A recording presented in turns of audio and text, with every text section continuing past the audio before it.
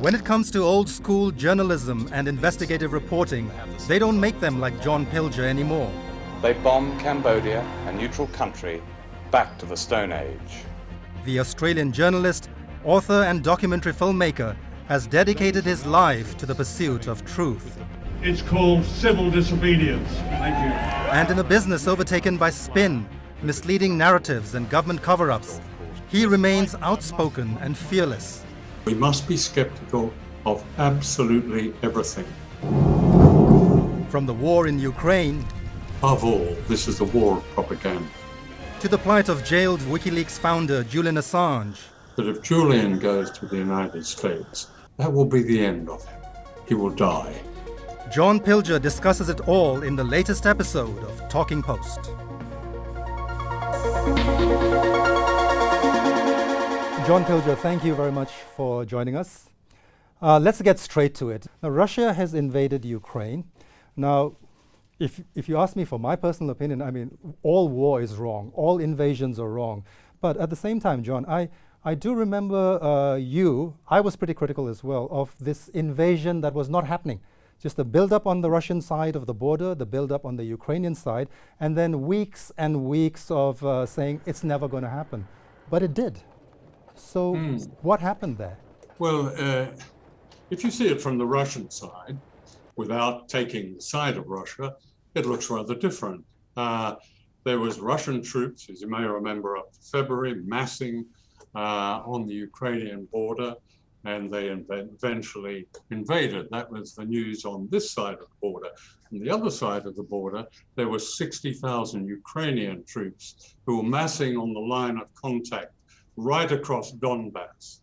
Now, Donbass, as far as the Russians are concerned, is the last stepping stone. You're close by Russia, you have a strategic advantage over Russia.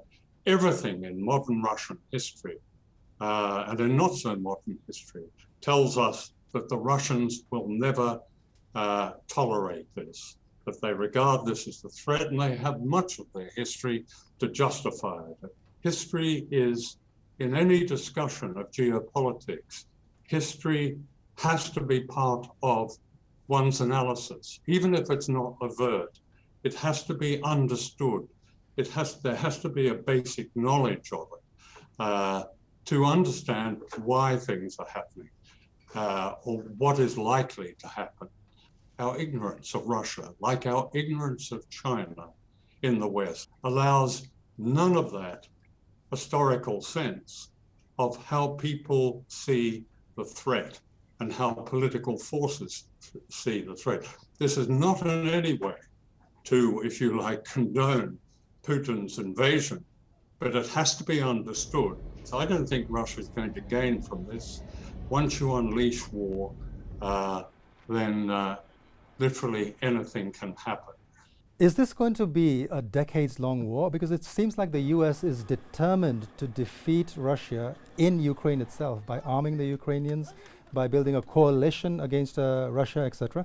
And Putin, for whatever reason, whether it's a loss of face or whether he's determined to stay the course, I mean, that is going to go on for a long time, right? And at the same time, there's also a distinct danger, a real danger of it escalating to something that nobody wants to see. Yes, you must remember, though, that above all, this is a war of propaganda. And I would think almost nothing one reads in the Western press about the invasion of Ukraine is to be trusted. A skepticism, or the skills of skepticism, that I'm not sure the reading public, the watching public, particularly in the United States, possesses. That is crucial now, because nothing can be believed. Every day when I scan the media, I look at the source, it's Ukrainian intelligence. The propaganda operation in Ukraine is quite brilliant. They've managed to invent a chemical warfare attack when there wasn't one. They've managed to keep out of the Western media the fact that so much of of Ukraine is infested, if not run by, but infested with true extremists, fascists, neo-Nazis, they are called.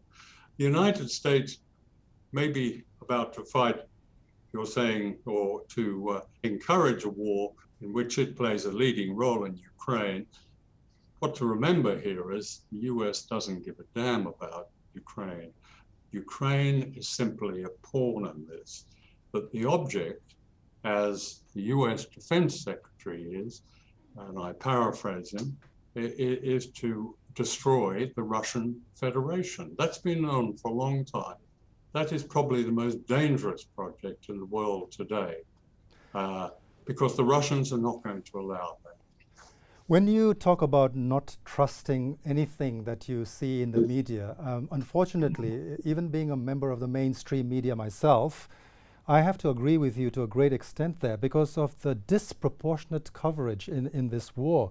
It's reached a stage where anything that the Ukrainians do is glorified and anything that the Russians do is vilified, to the extent now that you have mainstream Western media celebrating news from Ukraine, like pictures of dead Russian soldiers being sent back to their mothers. There's almost a celebratory tone in the media. And this begs the question, what happened to empathy? We're not asking for sympathy here, not asking for sympathy for the Russians as an invading force, but empathy for humans, right?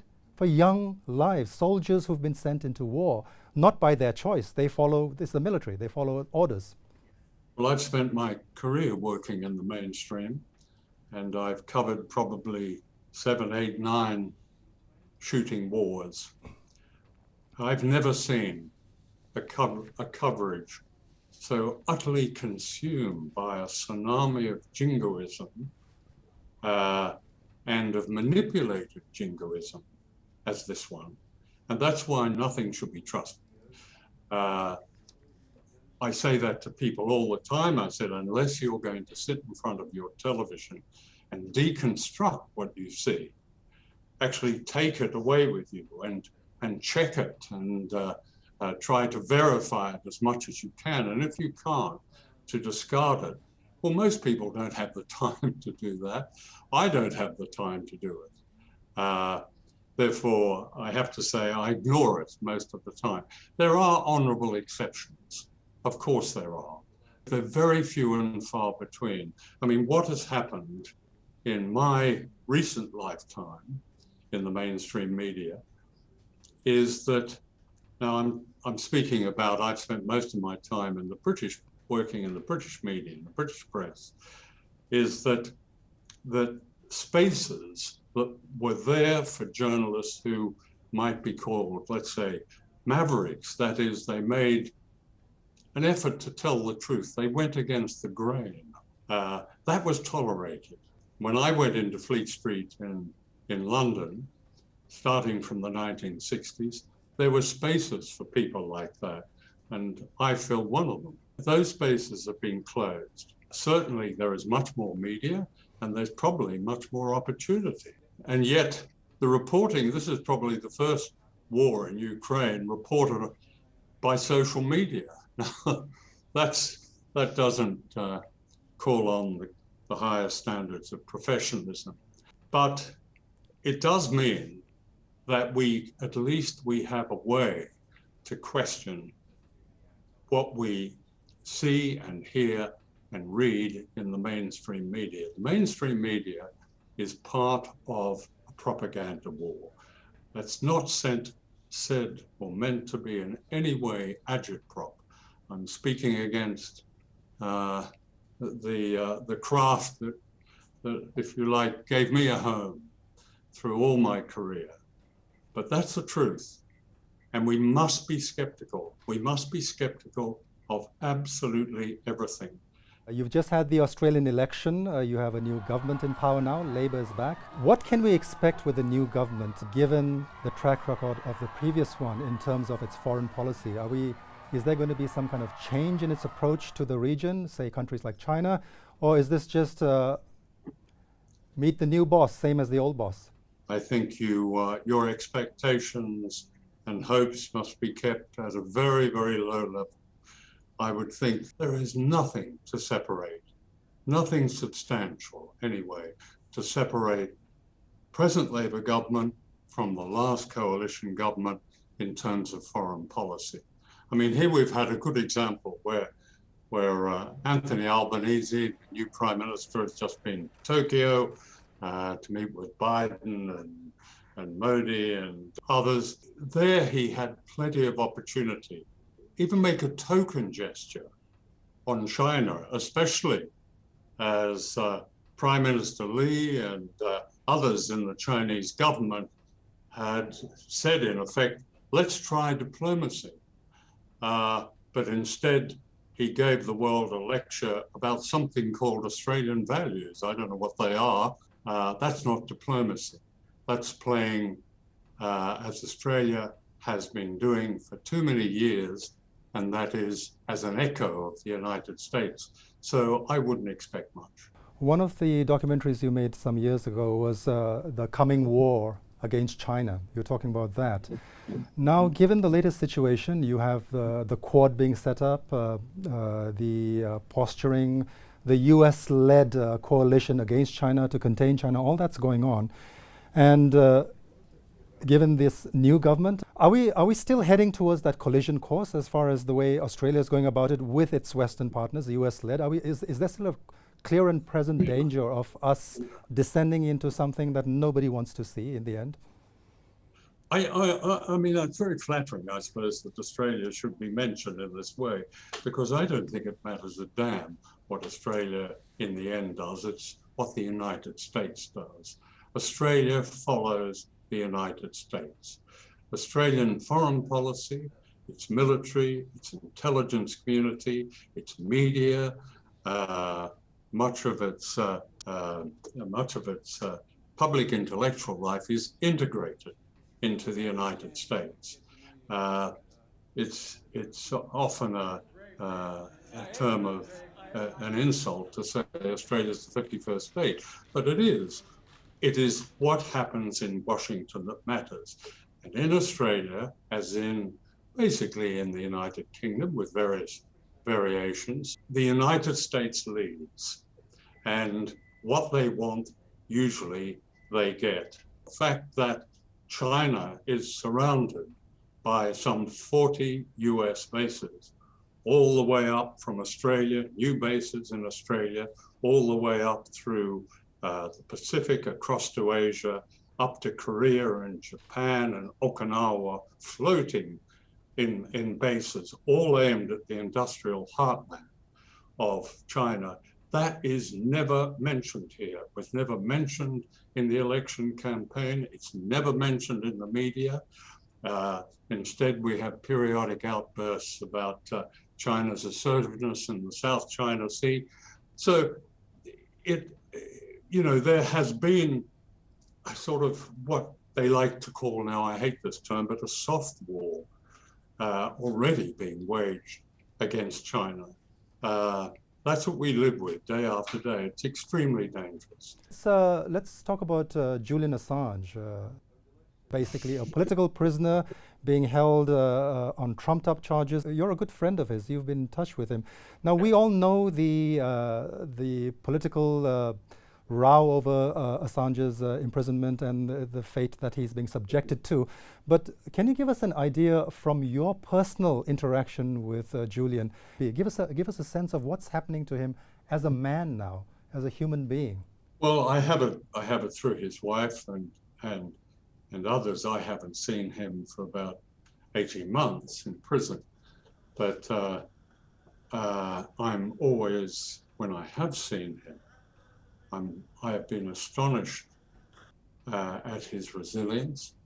I don't know how the man has kept going, but he has, but at some cost, as we know from evidence in the court case.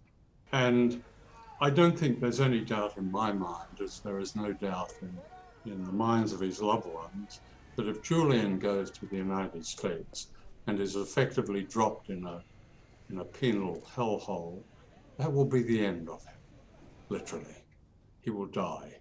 Anything is better, of course, than going to the United States. But the torture, and it's not a word I use idly, the torture he's suffered has cost the man terribly. If Julian is extradited to the United States, I think it will effectively end real independent investigative journalism. Who will take that risk again? If the United States and other countries, but if the United States mainly, can reach anywhere in the world and take a journalist for writing something or revealing something it doesn't approve of. So one of the most egregious, outrageous aspects, if you will, of this case with Julian is that he's an Australian citizen, but Australia has made no effort whatsoever to protect one of its own.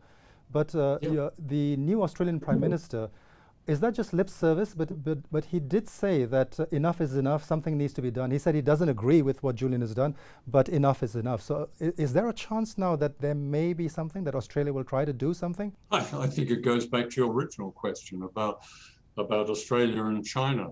And that begs another question. Will Australia deviate from the United States? In my view, no. Anthony Albanese has said, enough is enough. I think I quote him, this has gone on too long. He doesn't mention the fact the man has committed no crime. And this is a journalist fighting for his life and for the right of real journalism to publish the truth about governments. But he said nothing since. Many have appealed to him. Julian's father, John Shipton, has seen him and personally appealed to him. John Shipton has appealed to all the prime ministers that went before that. I appealed to Malcolm Turnbull, the prime minister 2 ago, that this was an Australian responsibility.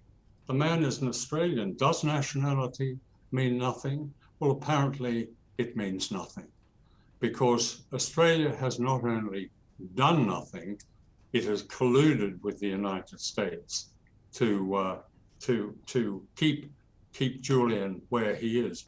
John, how do you carry on? How do you not feel like giving up because it's just hopeless? I'm not just talking about Julian, but in terms of the kind of journalism that you do.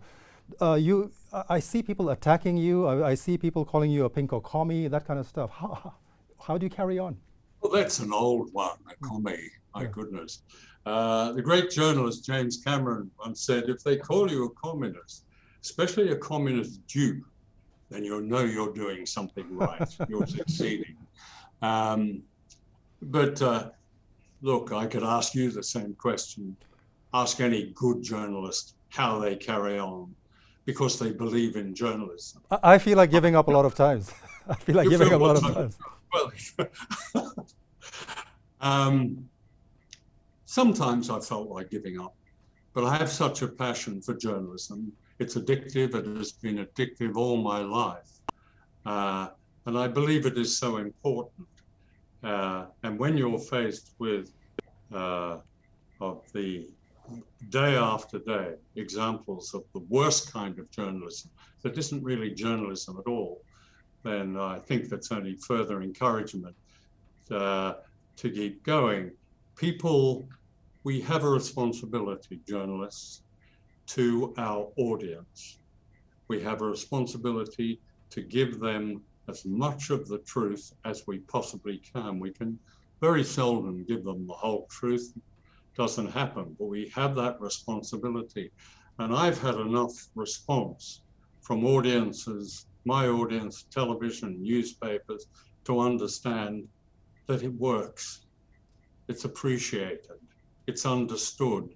We'll have to bring it to an end now. It's been a fascinating chat, but I do want to continue in that vein, which is for the benefit of our viewers. When I was a young journalist, all bright-eyed and bushy-tailed, you were one of the people who inspired me. You've inspired many young journalists, and I want to tell you that all of us appreciate it a lot. You're one of the last great journalists of our times. one of the last great truth seekers, and I wish you many more years of that. People like you make the world a better place by speaking the truth without fear and favor, and long may that continue. Thank you so much. It's very nice to hear. Thank you, Yonden, and my warm regards to you and to your program. Thank you very much. Thanks.